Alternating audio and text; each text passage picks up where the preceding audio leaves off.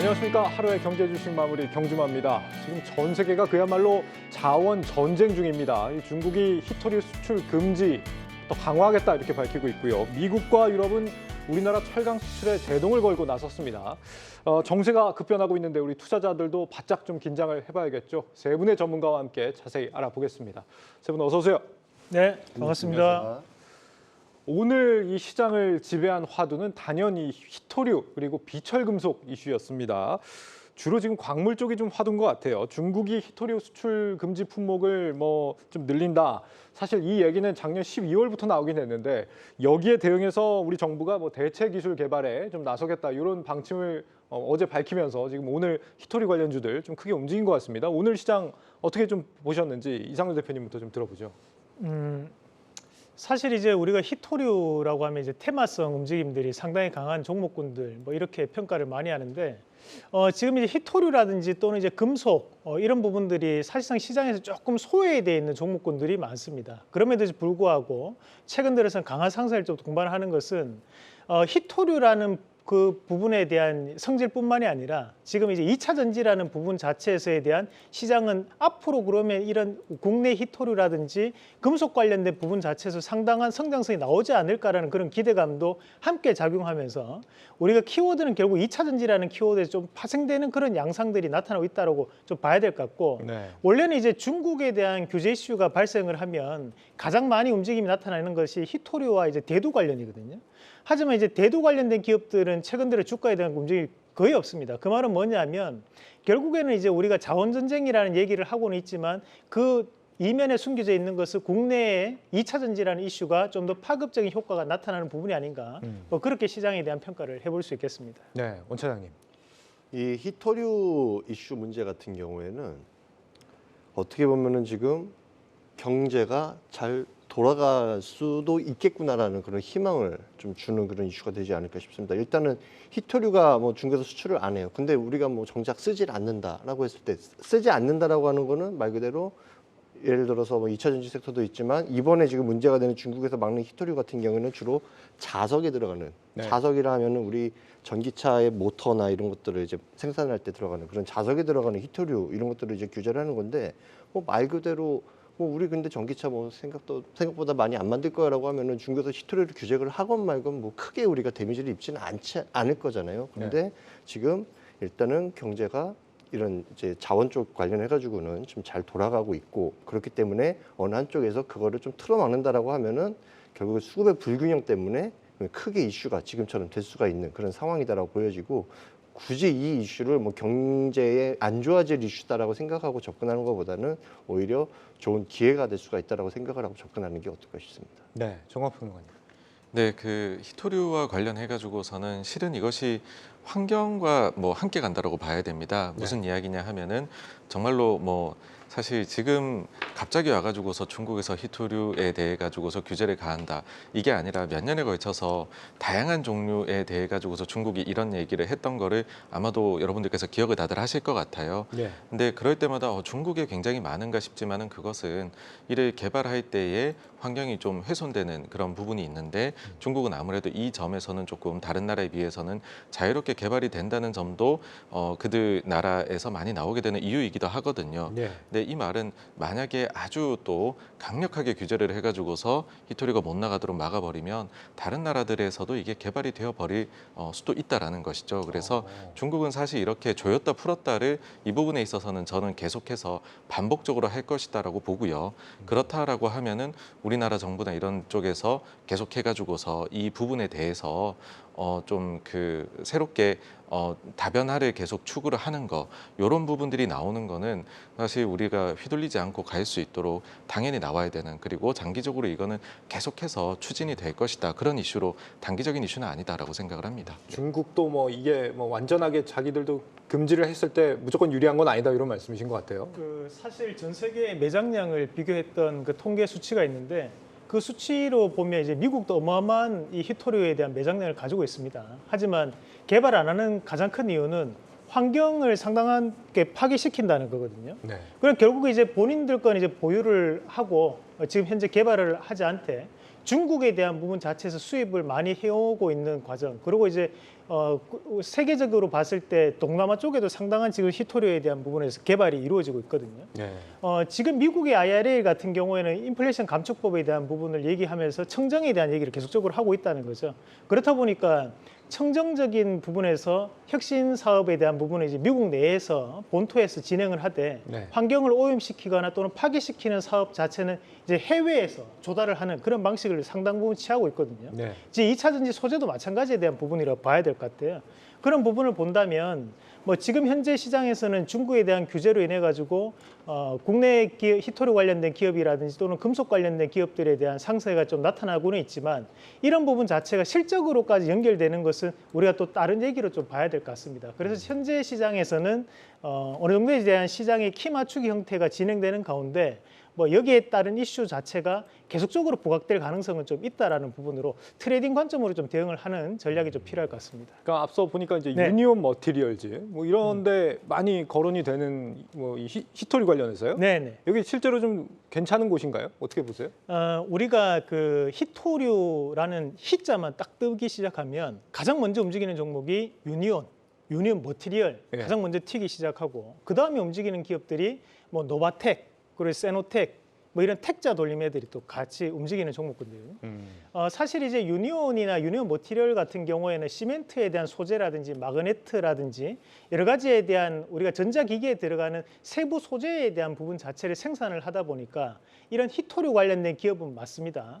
다만 앞서도 말씀드렸지만 중국에 대한 수출 규제로 인해 가지고 그에 따른 부분의 실적까지 개선된다는 부분은 연관되는 연관성 자체는 없다라고 보시는 게 맞고요.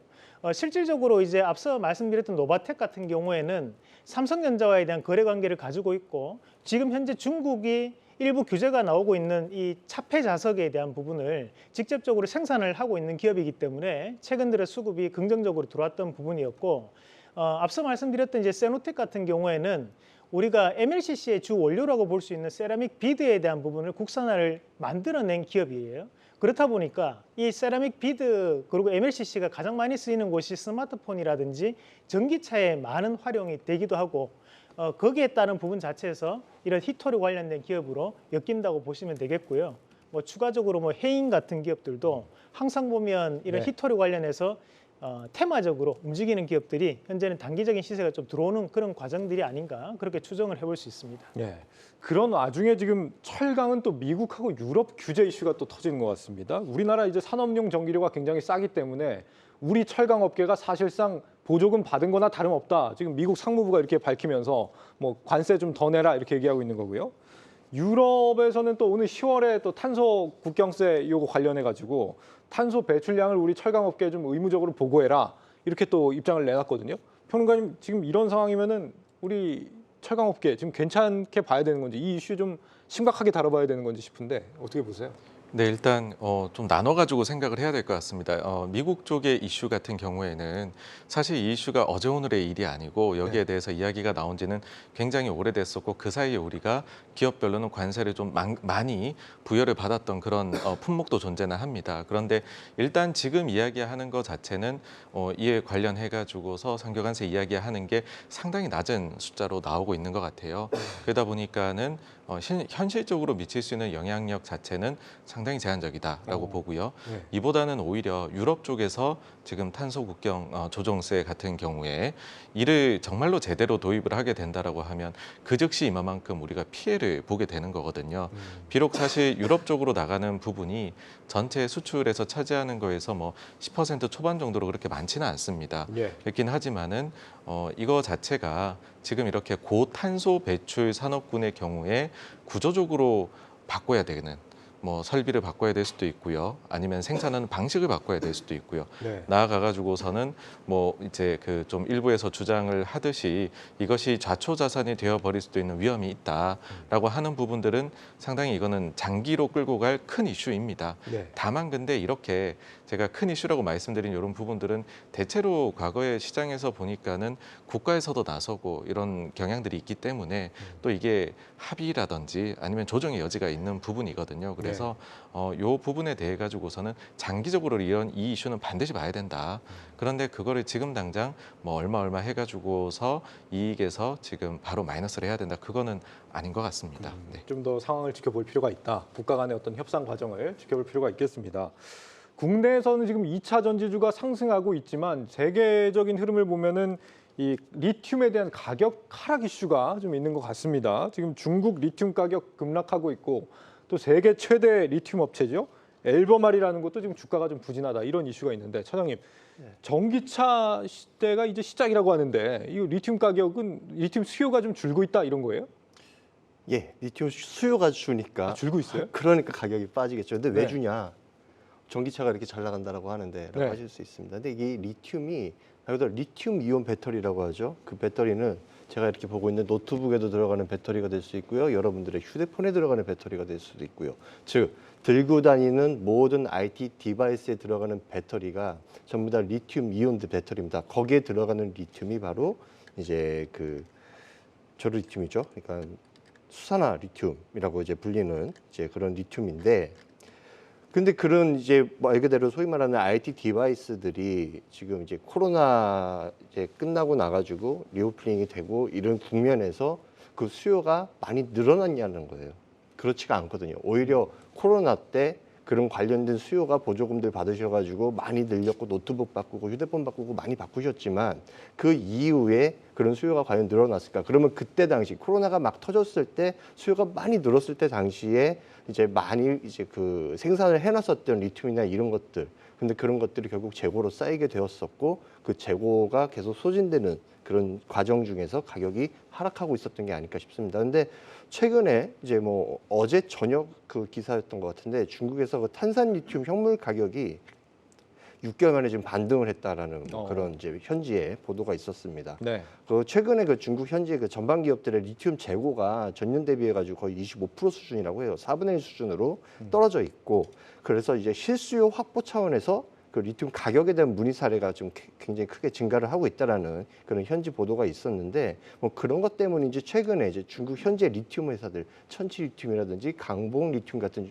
종목들의 주가 차트를 보시면은 최근 한 3, 4일 정도 사이에 지금 좀 고개를 들면서 이제 돌려 올리는 그런 모습을 보실 수 있습니다. 그래서 이제 리튬이 굉장히 지금 많이 하락을 했다라는 그런 것들에 대해서는 이제 어느 정도 리튬 가격은 바닥이 나온 게 아닐까라고 생각을 하고 접근해 보면 어떨까 싶습니다. 네, 차장님의 뷰처럼 이제 추세적으로 반등을 한 거면은 참 좋을 것 같다 이런 생각도 드는데, 뭐 말씀하시겠어요? 그 우리가 뭐 이 리튬이나 이런 현물 같은 경우에도 항상 그 투자에 대한 관점으로 우리가 해석을 해줄 필요가 있거든요. 네. 그 말은 뭐냐면 이제 가격적인 부분 자체에서 이제 왜곡은 항상 이루어질 수밖에 없다는 부분이겠죠. 우리가 전기차 시장이 확장되기 때문에 당연히 리튬에 대한 부분의 수요도 늘 수밖에 없다라는 것은 전제에 대한 부분이지만, 우리가 실적이 마냥적으로 좋아진다고 해서 주가가 계속 우상향이 나오는 것이 아니다시피 리튬이라는 것도 수요는 계속적으로 늘어나더라도 가격에 대한 부분에서 왜곡이 항상 들어갈 수밖에 없다는 부분으로 저는 봅니다. 그렇다면 리튬 가격은 사실 작년부터 꾸준하게 빠지기 시작을 했던 부분이었고, 그러나 현재 구간 자체에서 다시 한 번 더 시장은 또 냉정하게 평가를 하는 것 같아요. 결국에는 전기차 시장이 현재는 중국이 과점을 현재 형성하고 있는데, 마찬가지로 미국이라든지 또는 유럽에서 다시 한 번 더 전기차에 대한 부분에서 수요가 늘어남에 따라서 리튬에 대한 수요도 정직하게끔 다시 한 번 더 늘어날 수 있는 그런 기조가 나타나지 않을까? 이 정도면 많이 빠진 거 아닐까? 그런 심리가 훨씬 더 많이 작용하는 것이 최근에 대한 트렌드 흐름이라고 판단을 할 수 있겠습니다. 네. 지금 리튬과는 반대로 지금 비철 금속 중에 하나인 구리, 요거는 또 하늘 높은 줄 모르고 치솟고 있습니다. 무슨 오늘 원자재 특집 같은데 구리까지만 짚고 이제 원자재는 이걸로요.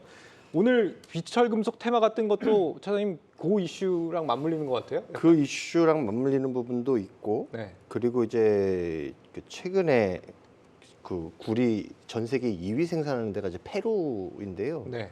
그 페루에서 막 구리 수출량 이런 것들 데이터가 나온 게 있는데, 그게 전년 대비해 가지고 이번 1분기에 한 20% 정도 줄어들었다, 뭐 이런 얘기가 나왔었습니다. 그러면서 이제 구리 가격이 좀 강세를 보이고 있는데, 근데 정작 우리나라 구리 관련주들 이렇게 올라간 거 보시면 그거 대비해 가지고 구리 시세 같은 경우에는 뭐 연중 최고치를 찍거나 그러진 않고 있습니다. 지금 9,000불 언저리에서 왔다 갔다 하고 있는데 네. 정작 우리나라인데 구리 관련된 종목들은 굉장히 지금 시세가 잘 나오고 있죠. 뭐 풍산 같은 경우에도 그렇고 뭐 이구산업이라든지 LS 같은 경우 뭐 굉장히 시세가 잘 나오고 있습니다. 근데 이쪽은 말 그대로 그냥 구리 가격이 올라가니까 좋아질 거야 이런 컨셉으로 접근한다기보다는 풍산 같은 경우에는 이제 포탄 이슈 최근에 굉장히 불거지고 있는 포탄 이슈. 와, 풍산이 얼마나 포탄을 그렇게 잘 만들면 전 세계적으로 러브콜을 이렇게 보낼까라고 그렇게 접근할 수 있는 방법도 있고, 그리고 뭐 LS라든지 이구산업이라든지 이런 종목들 같은 경우에는 최근에 그런 전력망 설비에 대한 그런 어떻게 보면 이제 다시 재구축하거나 아니면은 업그레이드하고자 하는 그런 수요 관련된 이슈들, 그런 것들이 이제 정부 주도로 투자를 하는 게 여의치가 않으니까 민간까지도 확대를 해가지고 투자를 받겠다라고 하는 그런 뉴스들이 맞물려 가지고 이제 그렇게 되면 아무래도 이제 구리를 다루고 그 구리를 가지고 구리를 통해서 어떤 전선을 만들든지 아니면은 뭐 변압기라든지 이런 것들을 만드는 회사들 같은 경우에 같이 좋아질 수가 있거든요. 그래서 최근에는 그런 것들이 다 맞물려 가지고 같이 올라간 게 아닐까 싶습니다. 하지만 뭐 그렇다고 뭐 구리 가격이 여기서 더 안 올라가겠다라는 거냐, 이건 아니고요. 향후에 구리 수요가 지금 경제가 뭐 중국발로 해가지고 크게 리오프닝에 대한 정책들이 크게 나오는 걸로 봐서는 뭐 구리 수요가 지금 여기서부터 더 줄어들 거다라고 보시는 쪽은 없을 겁니다. 구리 한번 원자재 같은 경우에 사이클을 타게 되면은 큰 흐름으로 길게 가기 때문에 뭐 구리 쪽 관련된 종목들은 계속 긍정적으로 보시고 대응하셔도 어떨까 싶습니다. 예. 평론가님, 지금 이제 미국에 관련해서 좀 지표들이 좀 이상하게 나오는 게 있다, 뭐 이런 얘기들이 있는 것 같아요. 최근에 보면 이제 CDS 프리미엄이죠, 신용부도 스와프, 요게 굉장히 좀 높게 치솟았다. 미국이 되게 이례적으로 이 이슈도 있는 것 같고, 또 빅스 지수라고 하잖아요, 변동성 지수. 네, 네. 이게 지금 뭐 1년 만에 최저 수준이다. 보통은 빅스가 낮을 때부터 이제 조정이 시작될 가능성이 높다, 이런 얘기도 또 있던데, 이런 지표들 어떻게 좀 보고 계세요 지금? 네, 사실 빅스의 경우에는 2020년도에 우리가 코로나 때 한번 급락을 했었지 않습니까? 그때 이후로서는 사실 위험에 대해 가지고서 수준을 알려주는 데 있어서는 좀 제 기능을 못할 때가 많았습니다. 이에 관련해 가지고서는 뭐 여러 서의들이 있기는 한데 수급 관련된 이슈로 이야기를 하는 부분들이 제일 많더라고요. 그래서 좀 빅스 지수가 최근에는 좀 힘을 잃었다. 이 설명력에 있어 가지고서요. 그리고 또 한 가지는 빅스가 많이 내려오면은 뭐 이게 주식처럼 뭐 반등을 하거나 뭐 이렇게를 보시는 분들도 계시는데, 생각보다 빅스가 장이 이제 이건 변동성이다 보니까는 증시가 이렇게 뭐 계속 조금 야금야금 올라가거나 이럴 때에는 생각보다 긴 기간 동안에 바닥권에 머물러 있는 기간들도 있습니다. 그래서 빅스를 가지고서 저는 위험 관리를 하시는 것은 조금 요거는 완전하게 모멘텀이 붙었을 때에만 하시는 것이 낫지 않을까라는 생각이고요. 그 다음에 CDS 프리미엄의 경우에는 지금 미국이 그 과거에 이제 그 신용등급 강등을 당했었던 시기, 그 다음에 남유럽 부채 위기가 나타났던 시기, 그 정도 수준으로 CDS 프리미엄이 올라가 있습니다. 근데 여기에 대해 가지고서는 뭐 일단 이제 바로 눈에 보이는 이슈로는 SVB 사태가 있었으니까 미국 내에 뭔가 은행 아니면 금융 시스템 내에서 스트레스 정도가 올라갔다라고 보일 수도 있는데, 저는 이와 더불어 가지고서 일종의 좀 보험을 지금 구매하려고 하는 수요들이 너무 많은 것 아니냐 하는 생각이 듭니다. 그러니까 어떤 이야기냐 하면 여러 이슈들이 요즘에 있었음에도 불구하고 증시라든지 자산시장이 좀 안정화되고 상승하고 이런 모습들을 보이고 있는데, 근데 뭐 이제 또 다르게 생각을 하게 되면 침체가 오지는 않을까, 아니면은 미국의 부채 한도 이슈가 또 엄청난 노이즈를 만들지 않을까, 아니면 하반기에 또 그 인플레가 좀 안정화되던 것이 재상승을 하게 되지는 않을까와 같이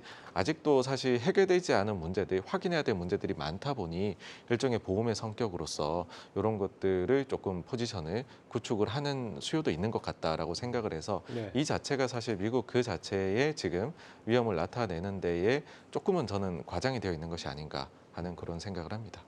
지금 이런 불안감을 키우고 있는 것 중에 하나로 말씀하신 부채 한도 협상, 요건 우리가 되게 심각하게 봐야 되는 게 맞아요? 그러니까는 부채 한도 협상에 대해서는 사실 우리나라에서나 다른 대부분의 국가들을 보시게 되면은 뭔가 정부에서 적자 재정을 계속해서 펴는 거에 대해 가지고서 어떤 그 매년 이렇게 뭐 국회가 다툼은 하겠지만은 이렇게 뭔가를 정해놓고서 싸우는 거는 못 보셨을 겁니다. 그러니까 오히려 미국의 경우에는 물론 그럼에도 불구하고 항상 협상이 돼 가지고서 한도를 늘리기는 하지만은 소위 말해 가지고서 건전 재정이라든지 아니면은 달러화의 가치를 지키기 위해 가지고서 뭐 쇼라고도 할 수 있지만은 이 과정을 거치는 것이거든요. 그래서 이것 자체가 미국이 부도 위험이 높은 것이다. 미국이 뭐 디폴트가 날 수 있는 그런 상황이다라고 보시는 거는 제가 볼 때는 오히려 다른 나라들이 이 과정을 거치지 않기 때문에 그런 오해들이 생겨나는 것이다라고 생각을 하고요. 실질적으로 봤었을 때는 이게 정말로 이슈가 되었던 사례는 정말 극히 드뭅니다. 그렇기 때문에 이 이슈가 계속해서 나오는 것 자체는 뭐 이해는 돼요. 왜 그러냐면 우리가 2010년 초반에 2010년대 초반에 그때 당시에 미국이 신용 평가사들이 이제 미국 신용 등급을 이 이슈 때문에 강등을 시키면서 그때 증시가 20% 급락을 했었거든요. 그러다 보니 이 이슈가 굉장히 중요하다라고 생각하시는 거는 이해가 되지만은 현실적으로는 이 부분에서는 항상 거의 마지막 순간에는 타결이 되어 왔던 점을 생각을 하면 저는 확률적으로는 이 이슈를 너무 크게 볼 필요는 없다라고 봅니다. 과거에 딱 한 번 있었는데 그때 20% 급락을 하긴 했다. 하지만 가능성은 매우 낮은 일이다. 이렇게 말씀을 해주셨습니다. 지금 또 한 가지 방금 전에 이제 장 마치고 나서 이슈가 하나 나온 게 있었는데 포스코에서 이제 광양의 국가산단에다가 4조 4천억 원을 신규 투자를 하겠다. 그래서 2차 전지 소재 투자를 하겠다. 이렇게 밝혔거든요. 이상훈 대표님 이거 좀 중요하게 봐야 됩니까? 지금 현재 이 포스코 그룹이 궁극적으로 전체적인 큰 그림을 그리고 있는 것 중에 한 개가 철강이라는 것은 이제 기본 본바탕이라고 보시면 되고요. 거기에 이제 추가적으로 최근에 포스코 DX가 크게 급등하는 이유는 이제 스마트 팩토리와 공장 자동화, AI에 대한 담당을 하는 기업이 포스코 DX입니다. 그러나 이제 포스코 인터내셔널 같은 경우는 이제 자원 개발에 대한 부분 측면이라고 보시면 되고, 이제 포스코 엠텍 같은 경우에도 일부 포스코 관련된 소재 관련된 기업이라고 보시면 되겠고요. 포스코 퓨처엠은 우리 양극재와 음극재를 담당하는 부분인데, 나머지 부분 이제 그러니까 리튬이라든지 또는 폐배터리, 그리고 전고체 배터리, 그리고 지금 실리콘 음극재, 이 부분에 대한 지분은 모두 다 포스코 홀딩스가 보유를 하고 있습니다. 그러나 이번에 광양에 대한 신소재 개발에 대한 부분은 아마 실리콘 음극재에 대한 부분이 될 가능성이 높은데, 그 부분은 뭐냐면 결국 미래의 2차 전지 시장에서의 본인들이 교두보를 확보하고, 그리고 우리는 원스텝으로 모든 것에 대한 내재화를 이루어내겠다라는 그런 뜻으로 좀 봐야 되는 부분이거든요. 그러면 최근 들어서 이 포스코 그룹이 전반적으로 상승세를 좀 부추겨오는 모습들이 나타나고 있는데, 그렇다고 해서 이것이 단기 고점으로 끝날 일은 아니라는 거죠.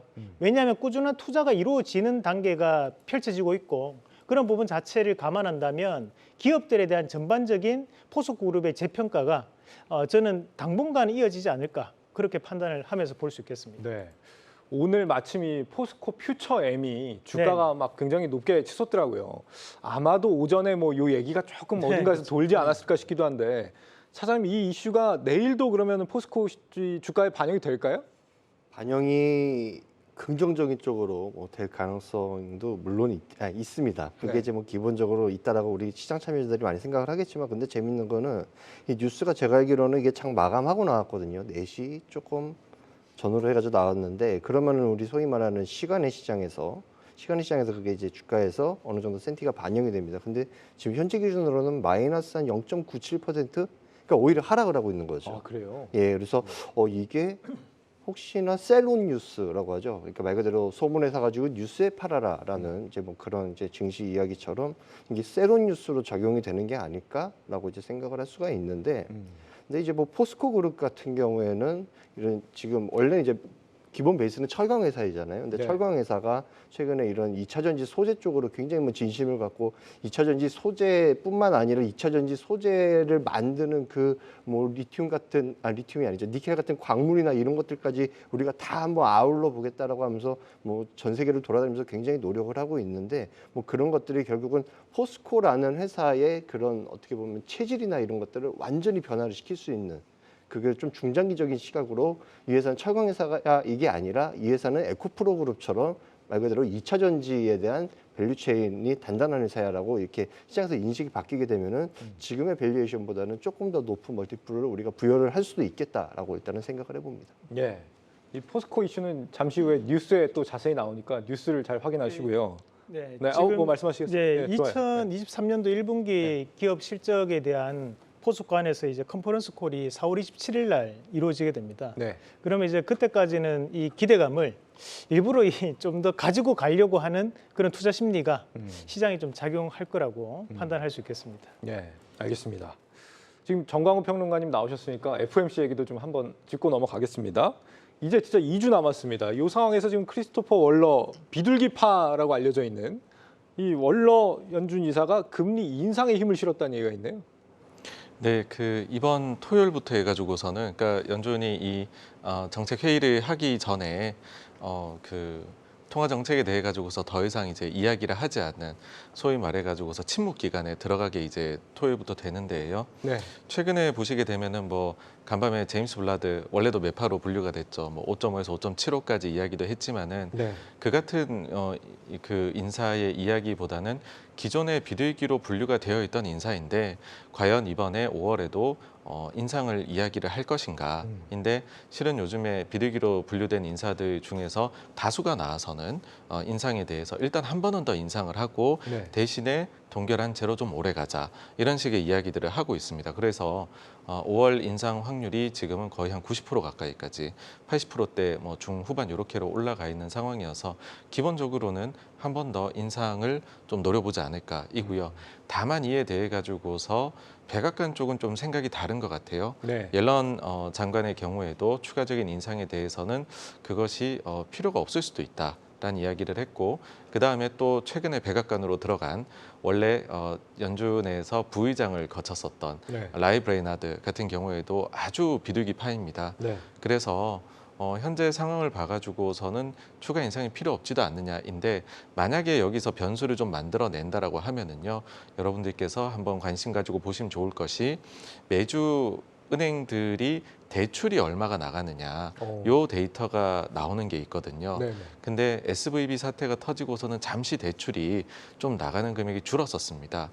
만약 이런 현상이 좀 지속적으로 나온다라고 하면 요거 같은 경우에가 소위 말해 가지고서 그런 신용에서 좀 경색이 발생하는 거라고 볼 수 있거든요. 네. 그렇다라고 하면 이거는 주요 이유를 들어서 동결로 해버릴 수도 있습니다. 근데 그게 아니다라고 하면은 추가적으로 1회 더 인상 요 정도로 아마 나오지 않을까라 생각하고요. 다만 그러면 그래서 영향은 어떨까에서는 네. 사실은 저도 이제 FOMC 대해 많이 말씀을 드리고 하지만 지금은 좀 민망한 것이 우리가 금리 인상을 초기에 해 나갈 때가 이게 중요했습니다. 네. 그때는 2%까지 올릴지 4%까지 올릴지 6%까지 올릴지 우리가 몰랐거든요. 근데 지금은 너무 아주 낮은 이제 좁은 단계에서 한 번 더 올리냐 동결이냐 막 이런 것 가지고서 이제 다툼을 한다는 것 자체가 예. 거의 끝에 와서 거의 시장의 시선이 거의 그대로 맞아 들어가 있는 정도 수준이다 보니까는 별다른 이게 변수를 만들지 못할 것 같고요. 또 최근에도 보시면은 오히려 5월에 1회 인상 확률은 계속 높아지고 있지만은 중장기 금리는 그런 날에도 막 하락하기도 합니다. 그래서 오히려 금리를 인상했을 때 중장기 금리는 뭐 인플레에 대한 파이팅의 의지를 보고서 하락을 할 수도 있다는 점 때문에 네. 사실 크게 변수는 이제는 아니지 않을까로 보고 있습니다. 네. 제가 질문을 한 4개 준비했는데 그중에 3개에 대한 답변을 다 해주셔가지고 4번째 질문만 차장님께 드리고 싶은데 네. 지금 이제 금리가 만약에 동결이 된다라고 하거나 혹은 뭐 네. 인상이 되든 동결이 되든 네네네. 간에 만약에 동결을 했다 뭐 하더라도 뭐 기업들 실적이 그렇게 좋지 않은 상황에서는 5월, 6월에 주가 흐름이 막 그렇게 좋거나 뭐 이런 상황으로 가기는 어렵지 않나 싶은데. 오히려 동결을 해버리게 된다라고 하면 시장에서는 그 시장의 발작 버튼을 눌러버리는 그것도 하방에 대한 발작 버튼을 눌러버리는 것수가 될 수도 있다라고 생각을 합니다. 네. 일단 왜냐하면은 지금 미국 지난 토요일 새벽에 나왔을 거예요. 그 미시건대 기대 인플레이션 지수가 나왔는데 이게 지금 4.6%가 나왔거든요. 시장 컨센 대비해 가지고 100bp가 높게 나와버렸습니다. 상당히 높게 뛰어올라 버린 거예요. 이게 지난 작년 11월 달 수준으로 뛰어올라 버린 건데 그때 작년 11월 달 CPI가 7.7%를 찍던 시절인데 그때 수준의 기대 인플레이션이 지금 미국에서 일고 있다라는 거죠. 즉 시장에서는 지금 시장 참여자들은 인플레이션이 쉽게 잡히지 않을 거야. 인플레이션이 계속 될 것 같아라고 이미 어느 정도 생각을 하고 이런 이제 심리 지표들을 이제 서베이가 나오고 있는 건데 그 와중에 인플레이션은 계속 안 잡힐 것 같은데 연준에서 금리를 동결을 해버린다라고 하면은 이거 연준이 과연 무슨 생각이 있는 걸까? 아니면 연준이 혹시 우리가 모르는, 우리가 못 보고 있는 뭐 안 좋은 거에 대해서 감지를 하고 있는 게 아닐까라고 아마 역으로 그런 식으로 해석을 하지 않을까 싶습니다. 왜냐하면은 기대 인플레이션도 이렇게 높고 지금 예를 들어 가지고 무슨 이제 근원 CPI라고 그러죠. 근원 CPI 같은 경우에도 지금 계속 안 빠지고 5.7%, 5.6% 그 사이에서 왔다 갔다 하고 있고 이런 인플레이션이 잘 안 잡히는 상황인데 연준이 동결을 해버렸다는 거는 이거 까딱하다가는 뭐 경기 침체가 굉장히 극악적으로 와가지고 뭐 인플레이션 이런 것들이 그냥 자연스럽게 다 녹아버린다라고 생각을 하나라고 그런 식으로 반응을 할 수가 있기 때문에 이 금리 동결 혹시나 그렇게 이제 동결이 된다고 하면 그걸 마냥 좋게 우리가 받아들일 것은 아닐 것 같다라고 생각을 합니다. 네, 알겠습니다. 여기서 잠깐 쉬었다 가겠습니다. 채널 그대로 고정 부탁드립니다.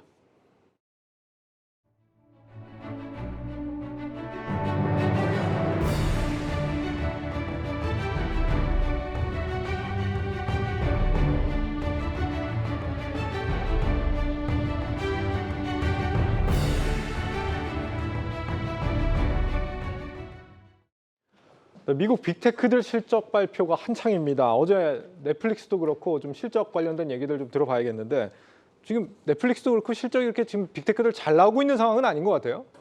대표님? 네. 네. 뭐 사실 기대감이 그만큼 높은 거죠. 그리고 지금 현재 뭐 주가 추이를 보더라도 우리가 지금 유동성 자체가 다시 한 번 더 확장되거나 동결만 되더라도 나스닥 기술주들이 엄청나게 달려갈 것이다라는 것이 일반적인 예상이었지만 그러면서 이제 얘기가 나오는 것이 유럽은 명품주, 미국은 기술주. 원래 이게 공식이거든요. 네. 그러니까 지금 현재 유럽의 명품주들은 신고가를 형성하고 있습니다. 실질적으로. 뭐 루비통 같은 경우 다시 한번 또 신고가를 쓰는 모습들이었고, 하지만 이제 우리가 지금 현재 미국의 기술주들은 큰 움직임 자체를 보이지 못하고 있는데, 뭐 실적에 대한 측면이 가장 크겠고요. 또 한 가지 우리가 좀 숨겨져 있는 이슈를 한번 찾아본다면, 유럽은 중국에 대해서 상당히 우호적인 부분이고, 대신에 미국은 중국에 대해서 상당한 제한적인 규제를 하고 있다는 부분이 큰 차이라고 봐요. 네. 결국 유럽은 중국이라는 나라를 하나의 소비자로 인지를 하고 그에 따른 부분 자체에서 상당한 마케팅을 요하는 반면에 미국 같은 경우에는 중국을 계속 밀어내는 그런 방식을 취하다 보니까 우리가 미국이라는 나라의 기술주들이 상당한 성장성을 가지고 있는 것은 알고 있지만 하지만 실적에 대한 측면에서는 그만큼을 못 따라주는 그런 움직임들이 나타나는 것이 아닌가 뭐 그렇게 좀 추정을 한번 해볼 수 있겠습니다. 네. 지금 애플도 1분기 PC 출하량이 한 40% 정도 줄었다고 하고 메타는 또 메타버스 하겠다고 사명 메타로 바꾸더니 AI로 전환하겠다 갑자기 이런 얘기하고 있고 기술주들 요즘 상황 어떻다고 봐야 되나요, 대표님? 네. 네, 그 기술주들의 경우에 일단은 수요 쪽은 좀 약합니다. 그러니까 그거는 분명하고 그러다 보니까는 우리가 계속 지난 한두 달간 들었던 이야기는 대규모로 감원을 한다. 그리고 비용 관리를 하겠다. 그래서 지금 당장에서는 실적이 아마 뭐 기대치 정도로 만약에 나온다라고 하면 네. 그러면은 비용 관리를 통해 가지고서 나오는 정도이지 않을까이고요. 그래서 저는 이 기업들이 이제 실적 발표를 할 때 그와 관련해 가지고서 또 그 컨퍼런스 콜 같은 것들을 진행을 하지 않습니까? 거기에서 그러면은 이번에 이렇게 비용을 좀 줄였는데 그걸 가지고서 최근에 화제가 되고 있는 AI 쪽 뭐 더 이제 뭐 자세하게 얘기 뭐 이제 그 뭐 말씀을 드리자면 챗 GPT 이거 관련해서 네. 어떤 식으로 우리 회사는 준비를 하고 있느냐라는 게 제 생각엔 아마 공통 질문으로 다 나오게 될 것 같아요. 네. 그렇게 했었을 때에 이쪽에 대해 가지고서는 조금 뭐 적절한 투자를 하겠다라든지 아니면은 더 구체적으로 이런 방식으로의 우리가 좀 향상을 꾀할 수가 있다, 수익을 추가적으로 올릴 수 있다, 이런 이야기들이 나오게 된다라고 하면 예. 아마 시장에서는 좋아하지 않을까이고요. 사실은 실적 발표 그 자체에서는 지금 뭐 저는 뭐 뜨거운 것도 아니고 차가운 것도 아니고 그냥 밍숭맹숭하게 뭐 간밤에 나온 넷플릭스 같은 실적처럼 그렇게 나오지 않을까라고 보고 있습니다. 네. 그 방금 AI 말씀을 하셨는데 요즘 진짜 빅테크들의 AI 관련된 이슈들이 많이 나오긴 하더라고요. 뭐 MS도 막 아테나인가요? 뭐 자체 칩 AI 칩을 만들어서 엔비디아 GPU에 대항하겠다 이렇게 오늘 밝혔고 또 아마존 같은 경우도 초거대 AI를 만들어서 뭐 B2B 사업을 자기들은 해보겠다 이렇게 밝히고 있는데 조금 의아한 거는 애플은 왜 안 나오지? 이런 생각도 들어요. 애플이 사실 AI의 원조잖아요. 네, 한때 시리로 엄청나게 날렸었는데 네. 그 삼성이 또 그걸 보고 따라 만든 것이 이제 빅스비를 만들어냈는데요. 지금 이제 뭐 애플에 대한 기대치가 대단히 높은 것도 사실이고 우리가 이런 AI 환경이 오기 전까지 얘기를 했던 것은 구글이 결국 이 AI 시장을 상당하게 선점할 것이다라고 얘기를 했지만 지금은 이제 마이크로소프트가 상당 부분 지금 선점을 해 나가고 있는 상황이라고 볼 수 있거든요. 우리가 이제 PC 시대에서 스마트폰 시대로 넘어오면서 구글이라는 기업이 갑작스럽게 전 세계적으로 떠버렸잖아요. 네. 그 전까지는 마이크로소프트가 상당히 떴었지만 이게 시대적 흐름인 것 같아요. 지금 애플 같은 경우에도 지금쯤 되면 뭔가 하나라도 내놔야 되지 않나라는 것이 일반적인 통념인데 아직까지 아무런 것도 없다는 것은 시장에 대한 기대치를 만족시킬 만한 것을 아직까지 못 만들었지 않을까라는 것이 저의 개인적인 의견이고 그렇다 보니까 지금 이제 애플 같은 경우에도 그런 기대치를 만족시킬 수 있는 부분이 아니다 보니까 계속적으로 새로운 쪽에 대한 방향으로 조금 분위기를 유도하는 부분도 충분히 있다고 보고요. 지금 이제 애플 같은 경우에 과거에 애플카 관련해서도 작년 그리고 재작년에 상당히 이슈가 있었거든요. 네. 하지만 그런 애플카 관련해서도 뭐 결론도 내지 못한 상황으로 그냥 넘어가 버리고 많은 그런 양상들이 있었는데 지금 애플 같은 경우는 앞으로도 조금 더 한번 지켜봐야 될 것 같습니다. 네. 지금 스마트폰에 대한 비중이 워낙 높은 기업이다 보니까 지금 만약 AI에 대한 부분에서 새로운 것들에 대한 모멘텀이 발생하지 않는다면 시장은 또다시 한 번 더 실망할 수 있는 그런 가능성은 충분히 있다라는 부분으로 봐야 될 것 같습니다. 예, 이렇게 미국 빅테크 얘기까지 들어봤고 국장에서는 우리가 또 언제까지 2차 전지 하나만 또 바라보고 갈 수는 없지 않겠습니까? 여기서 좀 새롭게 기대되는 유망주들 좀 알아봐야 될 것 같은데 XR 기기 이게 네. 또 앞으로 다가올 대세라고요? 대세가 됐었으면 돼야만 하고 네. 됐었으면 합니다. 지금 우리 앞에서 이제 이 대표님께서 말씀을 주셨지만 애플이 계속 지금 애플카부터 해가지고 헛발질을 하고 있어요. 그리고 이 지금 애플의 XR 디바이스 기기 같은 경우도 2019년도부터 지금까지 매해 그냥 이거 양산한다, 출시한다, 시장에다 기대감을 계속 줬는데 네. 그것도 지금 결국 양산 못하고 있고요. 그런데 이게 이제 6월 달에 애플 개발자 컨퍼런스에서 과연 진짜 선보이게 될지 지금 이제 4월 지금 중순 좀 지났으니까 한 달 조금 더 넘게 남은 시점에서 다시 한번 좀 시장에 그런 기대감을 지금 일으키고 있는 것 같습니다. 이 XR 디바이스가 어떤 형태로 나오고 어떻게 진화하게 될지 만약에 뭐 그 메타의 오큘러스처럼 쓰고 돌아다니기에는 좀 부담스러운 형태가 될지 아니면은 이제 구글 글라스라고 그래가지고 지금 구글에서 그냥 시제품만 내놓고 양산을 못하는 제품이 있죠. 그것도 한 10년 전에 시제품 내놓고 결국 양산을 못하고 있는데 구글 글라스 그런 형태로 이제 애플에서 내놓게 될지 그게 좀 이제 궁금해지는데 어쩌면은 이게 향후 10수년의 IT 디바이스 업계의 그 먹거리를 책임을 질 수 있는 이슈가 될 수도 있겠다라고 생각을 해봤는데요. 네. 뭐 이렇게 한번 생각해 보면 어떨까 싶습니다. 자, 1990년도에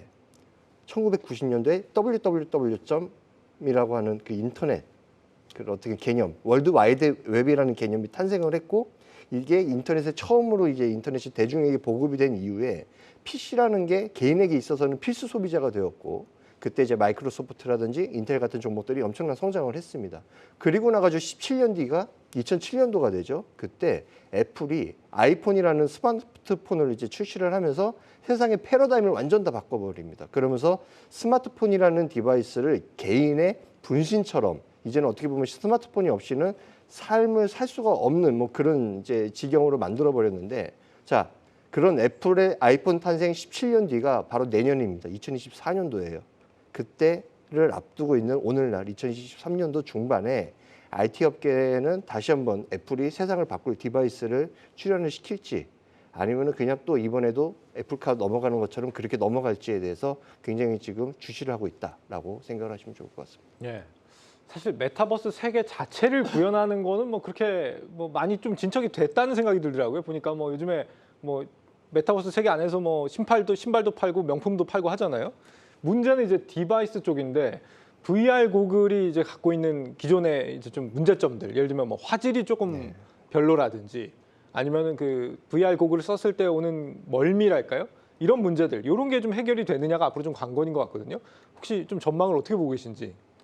네, 말씀해 주신 대로 그게 가장 큰 장벽인 것 같습니다. 실제로 장기간에 걸쳐 가지고 사용하기에는 문제가 있다라는 것인데 그러다 보니까는 모두들이 기대를 하고 있는 것은 사실은 디바이스가 조금 뭐 우리가 하기에 완벽하지 않다 하더라도 사람들이 많이 사용하다 보면 그게 또 개발로 시장성이 있으면 더 고급의 그 부품들을 쓰면 되는 거거든요. 네. 근데 그러기에는 지금 우리가 이야기하는 이런 분야에서 소위 말해서 킬러 콘텐츠라고 해야 될까요? 그런 것들이 나오지 아직은 않고 있는 것이 오히려 더 시장의 성장을 조금 막고 있는 요소가 아닌가. 그래서 좀 소프트웨어적인 요소도 많이 제 생각에는 작용을 하는 것 같다라고 생각을 하고요. 네. 그러다 보니까는 지금 말씀해 주신 사실 이 그 플랫폼 대형 빅테크 업체들 경우에 소프트웨어 쪽에 있어 가지고서도 콘텐츠라든지 이런 쪽에서의 득을 위한 노력을 많이 하고 있습니다. 그 점이 어떻게 좀 잘 접목이 되느냐 그런 게 하나 나오게 된다라고 하면은 소위 말해 가지고서 좀 우리의 그 거부감을 뛰어넘는 그런 매출을 올릴 수 있지 않을까라고 저는 개인적으로는 기대를 합니다. 예. 네. 지금 보통 이 XR 관련 디바이스 얘기하면은 구글 아니면 메타 이렇게 보통 떠올리잖아요. 국내 뭐 요거 관련해서 좀 주목해 봐야 되는 그런 데는 없을까요? 그 사실 이제 우리가 CES 2020 때부터 시작을 해가지고 꾸준하게 지금 이런 XR이나 VR이라든지 AR 관련해서 삼성전자에서도 상당한 투자를 해왔었고 뭐 애플도 마찬가지였고 네. 지금 뭐 메타라든지 뭐 구글 모든 기업들이 지금 뭐 전 세계적인 이런 전자기기 관련된 기업들이 상당한 투자를 해왔던 것이 사실이었고요. 여러분들이 이제 이런 개념 자체를 조금 더 쉽게 알 수 있는 것이 우리가 이 갤럭시 시리즈에 대한 스마트폰을 가지고 계신 분들은 어플 중에 이제 간편 측정이라는 기본 어플이 있습니다. 그 어플을 보시면 이제 줄자라고 해서 그냥 우리가 이렇게 그냥 현실에서 이렇게 휴대폰을 갖다 대면 몇 센치에 대한 거리가 된다는 것이 직접적으로 나오거든요. 네. 하지만 그것을 구현하는 것도 쉽지 않은 그 기술이에요, 사실. 어느 정도에 대한 기술력이 있어줘야지만 가능한 부분이고, 뭐 우리가 삼성전자 같은 경우에는 벽을 비추면 여기에 냉장고를 가상으로 들어왔을 때 벽과에 대한 매치가 잘 되는지 안 되는지에 대한 부분도 예. 직접적으로 구현하는 부분에 대해서 어플을 또 제공하기도 했는데 저희 말씀을 드렸던 이유는 뭐냐 하면 결국에는 이것이 어느 한 기업이 선도해서 갈 수 있는 문제는 아니고 전반적인 부분에서에 대한 붐업이 함께 이루어지는 과정이라고 보는 게 맞다는 거죠. 그러면 우리가 좀 더 완성적인 부분 자체에 대한 기술적인 구현을 하려기 위해서는 결국에는 이제 반도체에 대한 얘기가 다시 한번 나올 수밖에 없다고 보거든요. 그러면 현재 시장 자체에서에 대한 반도체 관련된 기업들이나 반도체 칩 관련주들은 여전히 저평가를 받고 있는 구간에 놓여 있다는 거죠. 네. 그런 과정들을 감안해서 본다면 우리가 최근 들어서 반도체 관련주들이 그에 따라서 하락을 했다 해서 그 하락으로 인해서 끝났다는 것이 아니라 다시 한 번 더 부각받을 수 있는 그런 모멘텀을 충분히 가지고 있다는 부분으로 해석을 할 필요가 있고 마찬가지로 이제 여러분들이 여기에 따른 개별주들 뭐 최근에 많은 움직임 보였던 것이 뭐 가온 미디어라든지 가온 칩스 같은 관련된 기업들이 움직임들이 좋게 움직였는데 지금 저는 이제 삼성전자에 대한 부분 자체에서도 여기에 따른 부분에서 모멘텀을 좀 받을 수 있는 과정들이 저는 충분히 존재한다고 보고요. 그래서 삼성전자에 대한 부분도 한번 관심 있게 지켜보자는 말씀도 함께 드리고 싶습니다. 예. 저는 이쪽에서는 일단은 반도체 섹터도 좋지만 디스플레이 섹터에도 조금 주시를 해야 되지 않을까라고 생각을 합니다. 보통 XR 기기들 같은 경우에가 다 웨어러블 형태로 아마 나오게 될 겁니다. 이때 화면을 구현하는 디스플레이는 이제 구조상 사람의 눈과 굉장히 가까운 거리에서 구현이 돼야 되는데 그렇기 때문에 매우 작고 또한 선명한 그런 것들을 이제 요구를 할 겁니다. 결국 이와 관련해 가지고 마이크로 디스플레이 패널이라고 불리는 매우 작은 그런 디스플레이 패널을 다루는 업체를 우리는 주시를 해야 된다고 생각을 하고 그게 이제 대표적으로 국내에는 라운텍이라는 회사가 있습니다. 이 회사 같은 경우에는 이제 엘시온 실리콘 기술이라고 해가지고 반도체 기판 위에다가 액정을 씌우고 그 입사한 빛의 방향을 딱 바꿔가지고 그걸 이렇게 눈에 보이게 하는 그런 반사용 디스플레이 기술을 구현하는 국내 유일한 업체라고 보시면 되고 이 회사의 경쟁사들이 뭐 대만의 하이맥스라든지 미국의 텍사스 인스트루먼트, 뭐 일본의 소니 같은 회사들이 쫙 있는데 근데 고무적인 게 이런 기라성 같은 메이저 업체들보다 동사의 마이크로 디스플레이의 해상도가 훨씬 더 앞서 있다라는 것입니다. 결국에는 뭐 예를 향후에 뭐 당장 지금 양산은 안 하고 있겠지만 삼성 디스플레이도 그렇고 LG 디스플레이 같은 업체들도 이 XR 기기 관련된 이제 마이크로 디스플레이에 같이 다 뛰어들어야 될 텐데 결국에는 그거를 OLED 기반으로 하든 LED 기반으로 하든 어찌 됐건 작게 해가지고 실리콘 칩 위에다가 초소형으로 구현해야 되는 거는 다 매한가지이기 때문에 결국에는 어떤 형태로든 이런 회사들이 라운텍과 협력 관계를 구축하면서 나갈 수밖에 없다라고 생각을 합니다. 예. 다음으로 엔터주 쪽 역시 좀 살펴볼 필요가 있을 것 같습니다. 지금 BTS가 군대를 가도 여전히 뜨거운 엔터주인데 이 엔터주에 또 유달리 관심이 많으시다고 하는 이 정광훈 평론가님께 여쭤보고 싶어요. 요즘에 굉장히 뜨겁다고 하는데 좀 체감을 하시는지. 네, 뭐 주가가 말해주고 있는 게 아닌가 생각을 하는데, 네. 근데 최근에 일어나는 이제 그런 움직임들에서는 사실 연초의 경우는 조금 뭐 지배 구조라든지 인수전 이런 게 이제 붙어가지고서 자극을 했다라고 하면은 그 네. 뒤에 지금은 오히려 시장 자체가 굉장히 또 우리가 이미 성장했다라고 이미 이제 충분히 성장했다라고 생각을 했는데 더 성장하는 모습이 나오고 있는 것 아니냐를 보고서 움직이고 있다라는 생각을 합니다. 제일 먼저 드는 것은 앞서도 말씀을 해주셨듯이 지금 방탄소년단이 멤버가 차례차례 군대 입대를 하게 되는데 예. 그러면서 솔로 앨범을 냈었을 때 그럼 뭐 개별 활동을 하게 될 거잖아요. 그 개별 활동의 결과가 과연 완전체만큼의 파급 효과를 낼 수가 있느냐라고 하는데 이번에 나온 솔로 앨범의 경우에는 또 빌보드 핫백에서 1등을 하게 되는 네. 그러니까 그런 부분들 자체가 이제 그 사실 우리가 봤었던 다른 해외의 그룹들도 솔로로 나와가지고서 그룹만큼의 혹은 그 이상의 성과를 내는 경우들이 있었거든요.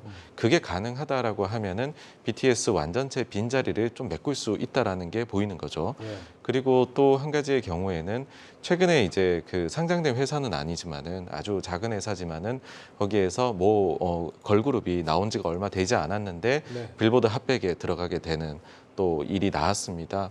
그거 자체가 어떤 거를 이야기를 해주냐면은 K-팝 그 자체에 대한 저변이 많이 넓어졌다. 관심 자체가 넓어져서 그래서 이제 뭐 특별히 그 어떻게 보면은 대형사에서 뭔가 조망을 받지 못한다 하더라도 네. 이게 글로벌 시장에 뭔가 데뷔를 할 수 있을 만한 그 정도의 된 것이 아니냐 우리가 체력이 그렇다라고 하면은 요즘에 뭐 또 신생 그룹을 많이 만든다라고도 이들 업체들에서 이야기를 하고 있잖아요. 예. 그런 부분들이 더더욱이나 좀 글로벌에서 조망을 받을 수 있으면서 그 부분이 결국은 실적으로 이어질 수 있게 되지 않을까에 대한 부분 같아요. 그래서 저는 뭐 어쨌든 계속해가지고서 저변이 우리가 생각하는 것보다 훨씬 더 많이 글로벌에 넓어지고 있다라는 거고 그 부분을 계속 확인해 나가는 그런 과정인 것 같습니다. 예.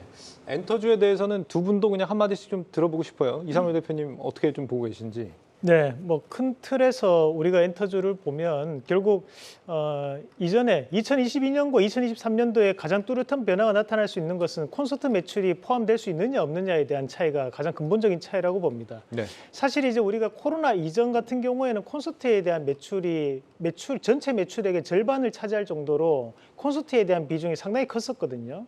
그럼에도 불구하고 코로나 국면이 지나가면서 우리가 그 콘서트에 대한 매출 자체 포함을 시킬 수 없는 상황이 되어버렸고 대신에 지금 현재 2023년도가 되고 난 다음부터는 다시 한 번 더 이런 콘서트에 대한 매출 자체가 조금씩 올라오는 그런 단계로 봤을 때 지금의 현재 주가 추이가 실적과에 대한 연관관계가 상당 부분 있다라는 부분으로 우리가 해석할 필요가 있다는 겁니다. 그런 관점에서 본다면 지금은 어느 한 국면에 대한 부분에서 우리가 이런 엔터주가 좀 더 좋다 안 좋다를 떠나가지고 지금 최근에 가고 있는 신고가 가고 있는 종목군들이 뭐 JYP 엔터라든지 또는 큐브 엔터테인먼트가 상당히 좋은 모습들을 보이고 있고 네. 대신에 바닥권역에서 움직이고 있는 것이 뭐 FNC 엔터 같은 기업들이 있으니까요. 그런 낙폭과대주를 공략을 하시거나 또는 이제 신고가 가는 종목에 대한 부분에서 좀 더 밸류업을 노려보는 방법으로 대응을 해보시면 어떨까 그런 말씀을 드리겠습니다. 네. 원장님 짧게. 예, 일단은 하이브 보시자라고 좀 말씀드리고 싶고 네. 그리고 BTS가 완전체 활동이 이제 불가함에도 불구하고 이 글로벌 아미의 파워는 견고해가지고 개별 솔로 활동을 해도 빌보드 1위를 딱 찍어버리는 그런 저력을 이번에 좀 보여줬습니다.